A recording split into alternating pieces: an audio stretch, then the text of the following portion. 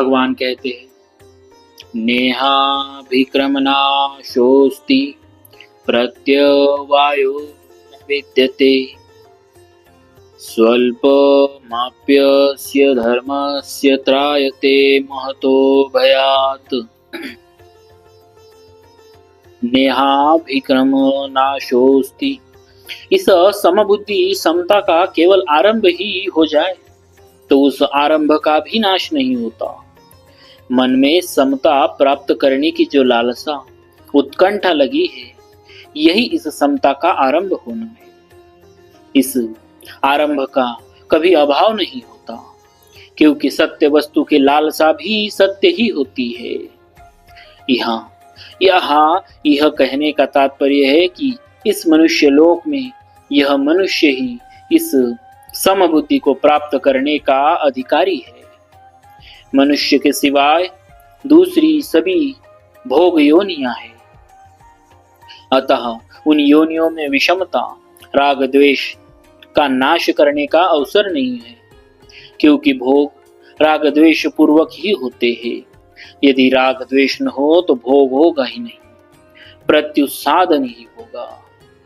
प्रत्यवायो न विद्यते, सकाम भाव पूर्वक किए गए कर्मों में अगर मंत्रोच्चारण, यज्ञ विधि आदि में कोई कमी रह जाए तो उसका उल्टा फल हो जाता है। जैसे कोई पुत्र प्राप्ति के लिए पुत्रेष्टि यज्ञ करता है, तो उसमें विधि की त्रुटि हो जाने से पुत्र का होना तो दूर रहा, घर में किसी की मृत्यु हो जाती है, अथवा विधि की कमी रहने से इतना उल्टा फल न भी हो तो भी पुत्र पूर्ण अंगों के साथ नहीं जन्मता।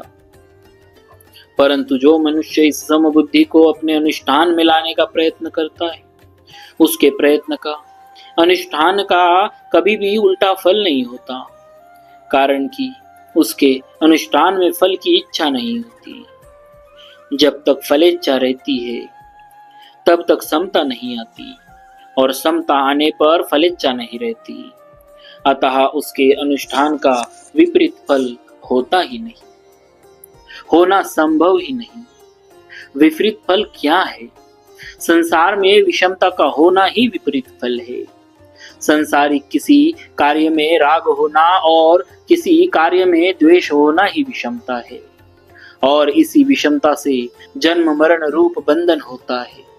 परंतु मनुष्य में जब समता आती है तब राग द्वेष नहीं रहती, और राग द्वेष के न रहने से विषमता नहीं रहती, तो फिर उसका विपरीत फल होने का कोई कारण ही नहीं है। इस समबुद्धि रूप धर्म का थोड़ा सा भी अनुष्ठान हो जाए, थोड़ी सी भी समता जीवन में आचरण में आ जाए, तो यह जन्म मरण रूप महान भय से रक्षा कर लेता है। जैसे सकाम कर्म फल देकर नष्ट हो जाता है, ऐसे यह समता धन संपत्ति आदि कोई फल देकर नष्ट नहीं होती, अर्थात इसका फल नाशवान, धन संपत्ति आदि की प्राप्ति नहीं होता। साधक के अंतःकरण में अनुकूल प्रतिकूल वस्तु, व्यक्ति, घटना, परिस्थिति आदि में जितनी समता आ जाती है, उतनी समता अटल हो जाती है। इस समता का किसी भी काल में नाश नहीं हो सकता। जैसे योग भ्रष्ट की साधन अवस्था में जितनी समता आ जाती है, जितनी साधन सामग्री हो जाती है, उसका स्वर्ग आदि ऊंचे लोकों में बहुत वर्षों तक सुख भोगने पर और मृत्यु लोक में श्रीमानों के घर में भोग भोगने पर भी नाश नहीं होता। गीता 6 अध्याय का 41वां और 44वां श्लोक। यह समता साधन सामग्री किंचित मात्र भी खर्च नहीं होती, प्रत्युत सदा ज्यों की त्यों सुरक्षित रहती है, क्योंकि यह सत है, सदा रहने वाली है। धर्म नाम 2 बातों का है, दान करना, प्याऊ लगाना, अन्न क्षेत्र खोलना और परोपकार के कार्य करना, और वर्ण आश्रम के अनुसार शास्त्र विहित अपने कर्तव्य कर्म का तत्परता से पालन करना। इन धर्मों का निष्काम भाव पूर्वक पालन करने से समता रूप धर्म स्वतः आ जाता है। क्योंकि इस समता रूप धर्म स्वयं का धर्म अर्थात स्वरूप है। इस बात को लेकर यहाँ समबुद्धि को धर्म कहा गया है। समता संबंधी विशेष बात। लोगों के भीतर प्रायः यह बात बैठी हुई है कि मन लगने से ही भजन स्मरण होता है, मन नहीं लगा तो राम राम करने से क्या लाभ। परंतु गीता की दृष्टि में मन लगना कोई ऊंची चीज नहीं है। गीता की दृष्टि में ऊंची चीज है समता। दूसरे लक्षण आए या ना आए, जिसमें समता आ गई उसको गीता सिद्ध कह देती है। जिसमें दूसरे सब लक्षण आ जाए और समता न आए उसको गीता सिद्ध नहीं कहती। समता दो तरह की होती है, अंतःकरण की समता और स्वरूप की समता। समरूप परमात्मा सब जगह परिपूर्ण है। उस समरूप परमात्मा को जो स्थित हो गया उसने संसार मात्र पर विजय प्राप्त करी, वह जीवन मुक्त हो गया। परंतु इसकी पहचान अंतःकरण की समता से होती है। गीता 5वें अध्याय का 19वां श्लोक। अंतःकरण की समता है सिद्धि असिद्धि में सम रहना। गीता 2 अध्याय का 48वां श्लोक। प्रशंसा हो जाए या निंदा हो जाए, कार्य सफल हो जाए या असफल हो जाए, लाखों रुपए आ जाए या लाखों रुपए चले जाए, पर उससे अंतःकरण में कोई हलचल न हो, सुख दुख हर्ष शोक आदि न हो। गीता 5वें अध्याय का 20वां श्लोक। इस समता का कभी नाश नहीं होता। कल्याण के सिवा इस समता का दूसरा कोई फल होता ही नहीं। मनुष्य तप दान तीर्थ व्रत आदि कोई भी पुण्य कर्म करे वह फल देकर नष्ट हो जाता है, परंतु साधन करते करते करते अंतःकरण में थोड़ी भी समता निर्विकारता आ जाए तो वह नष्ट नहीं होती, प्रत्युत कल्याण कर देती है। इसीलिए साधन में समता जितनी ऊंची चीज है, मन की एकाग्रता उतनी ऊंची चीज नहीं। मन एकाग्र होने से सिद्धियां तो प्राप्त हो जाती है पर कल्याण नहीं होता। परंतु समता आने से मनुष्य संसार बंधन से सुखपूर्वक मुक्त हो जाता है। गीता 5वें अध्याय का 3रा श्लोक। परिशिष्ट भाव। समता की महिमा भगवान ने 39वें से 40वें श्लोक में 4 प्रकार से कही है। 1. कर्म बंधन प्रहास्यासी। समता के द्वारा मनुष्य कर्म बंधन से मुक्त हो जाता है। 2. देहाभि क्रमनाशोस्ति। इसके आरंभ का भी नाश नहीं होता। 3. प्रत्यवायो न विद्यते। इसके अनुष्ठान का उल्टा फल भी नहीं होता। 4.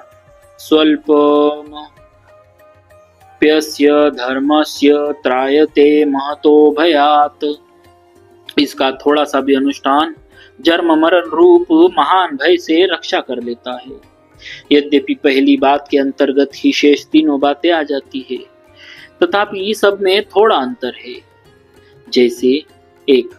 भगवान पहले सामान्य रीति से कहते हैं कि समता से युक्त मनुष्य कर्म बंधन से छूट जाता है। बंधन का कारण गुणों का संग अर्थात प्रकृति और उसके कार्य से माना हुआ संबंध है। समता आने से प्रकृति और उसके कार्य से संबंध नहीं रहता, अतः मनुष्य कर्म बंधन से छूट जाता है। जैसे संसार में अनेक शुभाशुभ कर्म होते रहते, पर वे कर्म हमें बांधते नहीं, क्योंकि उन कर्मों से हमारा कोई संबंध नहीं होता। ऐसे ही समता युक्त मनुष्य का इस शरीर से होने वाले कर्मों से भी कोई संबंध नहीं रहता।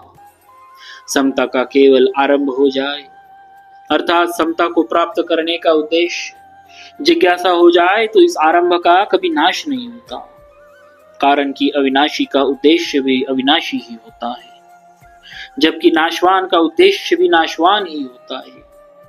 नाशवान का उद्देश्य तो नाश पतन करता है, पर समता का उद्देश्य कल्याण ही करता है। जिज्ञासुरपि योगस्य शब्द ब्रह्माति वर्तते।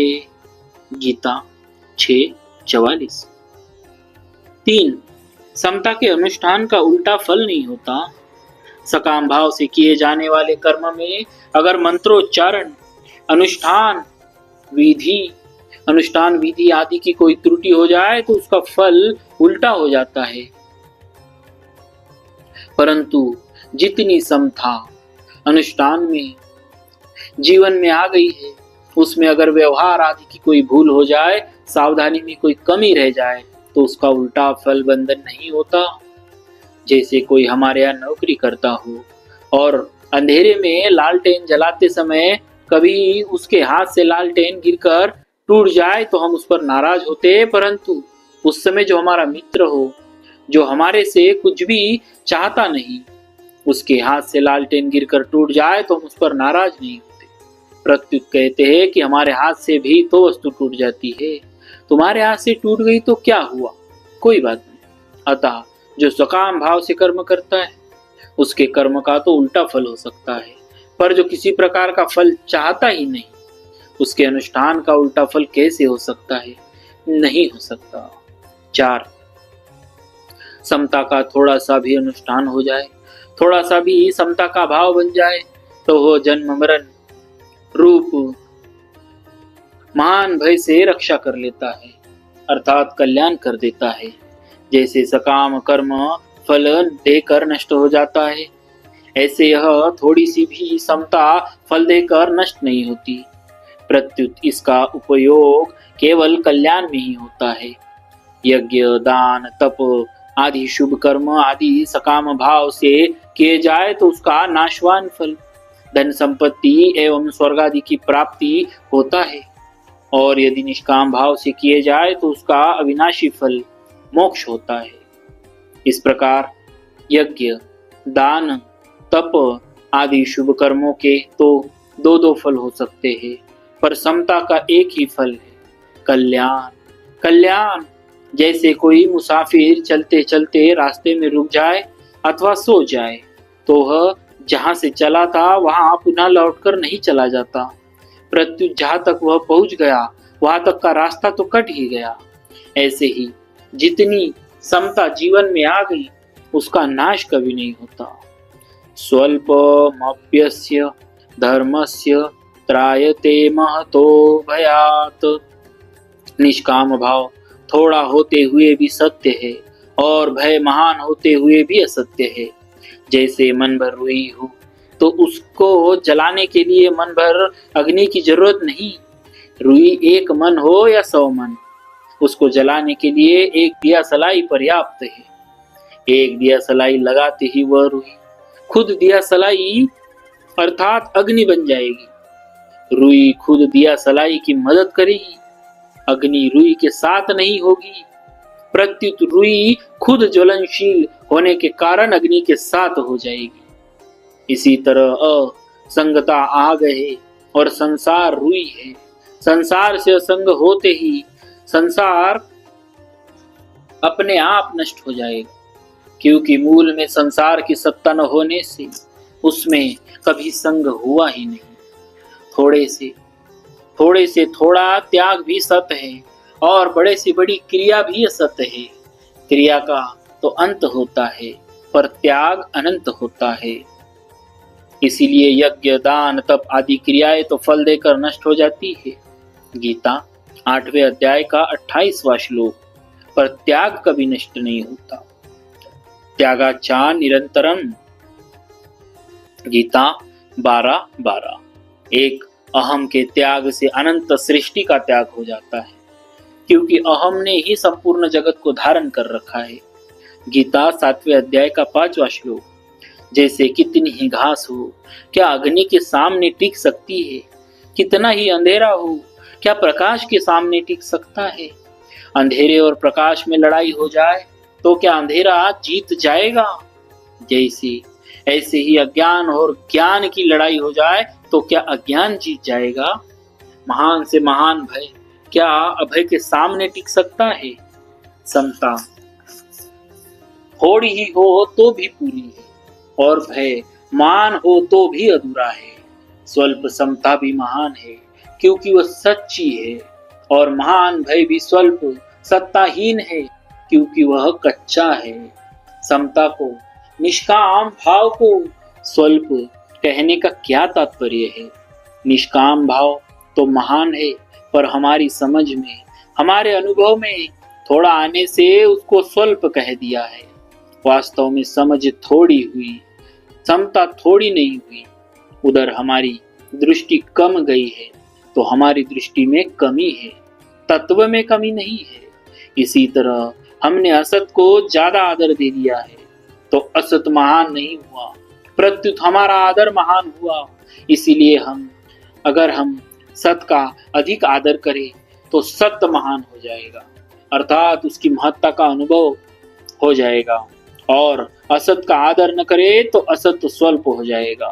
वास्तव में असत महान हो या स्वल्प, उसकी सत्ता ही नहीं है। नास्तो विद्यते भावः, और सत महान हो या स्वल्प, उसकी सत्ता नित्य निरंतर विद्यमान है।